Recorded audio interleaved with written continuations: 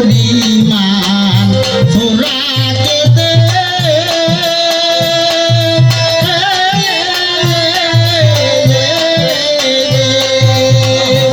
আমার নবী বলেন পুরাকে দেব আবার ছুঁই পরিমাণ তোরাকে দে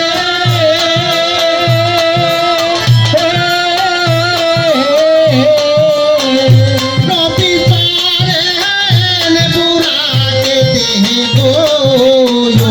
আবার কলো দেখা আর নবী বলো দেখা আর নবী দিলায়ো সে মিলাতা না মিলাতা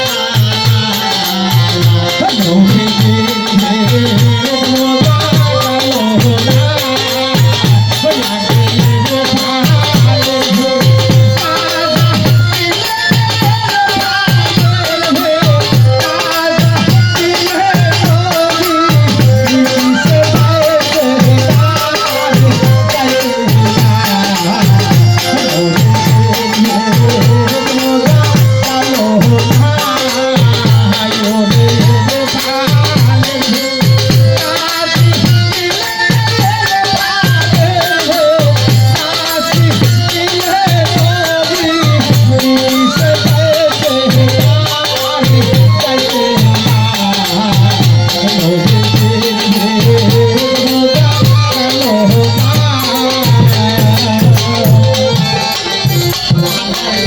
বল জুমলা চিন্তা করা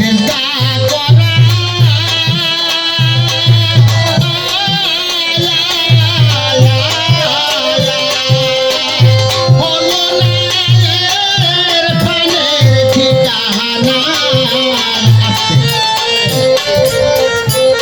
কেবল জুমলা চিন্তা করা হলো না এর ফানের ঠিকানা দেওয়ান জসিম বলে বাদুর যেমন দিনের বেলা হয় খান খান এখানে বাজারের একটা কথা আগে ইরফানের বেদ না জানিলে নবী কিসে যাইছে না নবী চিনতে হলে আগে ইরফান চিনতে হবে তাহলে আল্লাহ রাব্বুল আলামিন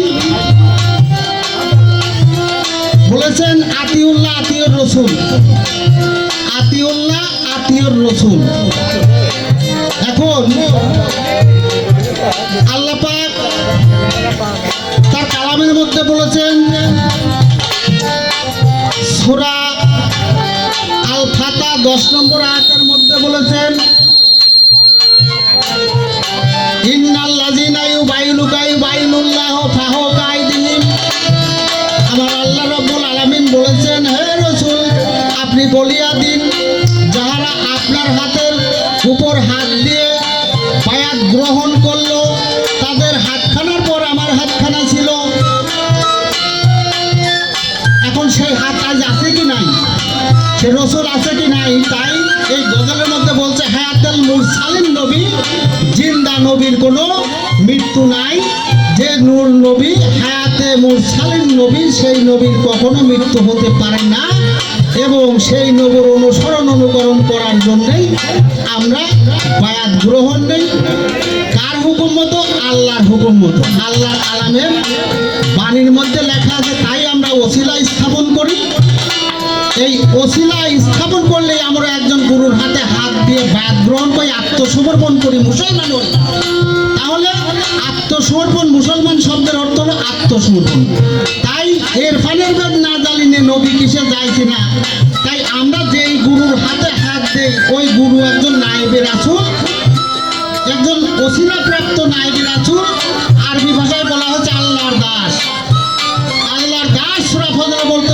বলছেন আল্লাহ আমার ভাই বান্দা তুমি আমার দাস গুণের অন্তর্ভুক্ত হও আমার দাসের দাসত্ব করে জান্নাত আর স্পষ্ট কোরআন বলতেছে হে বান্দা আল্লাহ ধমক দিয়ে বলছে হে বান্দা নিশ্চয়ই খবরদার কখনো তোমরা মুসলমান না হইয়া কবরে আসিও না এখন গাইরে আমরা তো কলেমা পড়ে মুসলমান হই আমি এই দেশে তো গন্ডগোলের বছর অনেকে শুনেও মুসলমান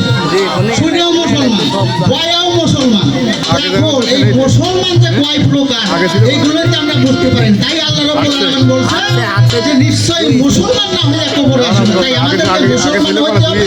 তাই মুসলমান শব্দের অর্থ আত্মসমর্পণ। আমরা একদম পীরের কাছে যাই আত্মসমর্পণ করি, আত্মসমর্পণ করে আমরা মুসলমান হই। সে আমাদের কি দেখায়? আমার নিজেকে নিজে চিনায়, আমার রসুলকে চিনায়, আমার আল্লাহকে চিনায়, আমি কে আমাকে চিনাই, আমি কোথায় ছিলাম, কোথায় আছি, কোথায় যাব, এই ঠিকানা অর্পণ করি আমরা। এই নিরাপদ নিষ্ঠা করে আমরা সেই বলি আল্লাহর দরবারে বায়াত গ্রহণ করি। বায়াত আমাদেরকে হতেই হবে। আমরা যদি আল্লাহ মানি তাহলে আল্লাহর বাণী কালাম কোরআন আমরা মানি, আমাদের বায়াত হতেই হবে। তাই এখান থেকে গান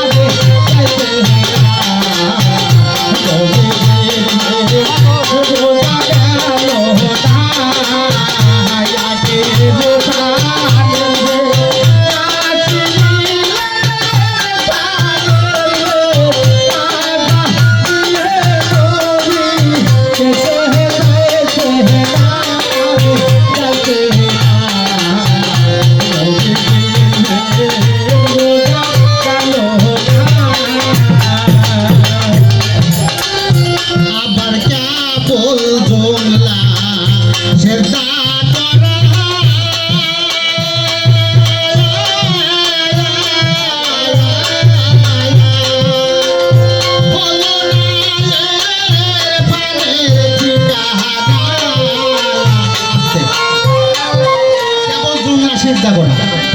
আমরা যে ভাই নামাজ পড়ি, আমরা যে সবাই নামাজ সবার জন্য ফরজ নামাজ, আমরা যে সিজদা করি, আল্লাহ ব্যতীত সিজদা হারাম, আল্লাহ ব্যতীত সিজদা হারাম। তাহলে এখানে বলতেছে কেবল জুমলা সিজদা করা। আল্লাহ ব্যতীত যদি সিজদা হারাম হয় তাহলে সিজদা কোথায়? আমাকে অবশ্যই জানিয়া বুঝে আল্লাহকে দেখিয়া, আল্লাহ ব্যতীত যেহেতু বলছে সিজদা হারাম, তাহলে আল্লাহকে সিজদা দিতে হবে। তাহলে আল্লাহকে যদি আমি সিজদা দেবো তাহলে আল্লাহকে আমি কোথায় পাবো? কার মাধ্যম দিয়ে পাবো? তাই বলতেছে মারাজল বাহারানি ইয়ালতা জ্ঞান বর্জকল লাইয়ব জ্ঞান খাবিয়ালায় রব্বিকুমা তুকাজ্জিবা। তাই বর্জক যত সময় পর্যন্ত আমি না চোখে দেখবো, এত সময় পর্যন্ত আমার সিজদা হবে না, হবে না, হবে না। এটাই আল্লাহ তাআলা।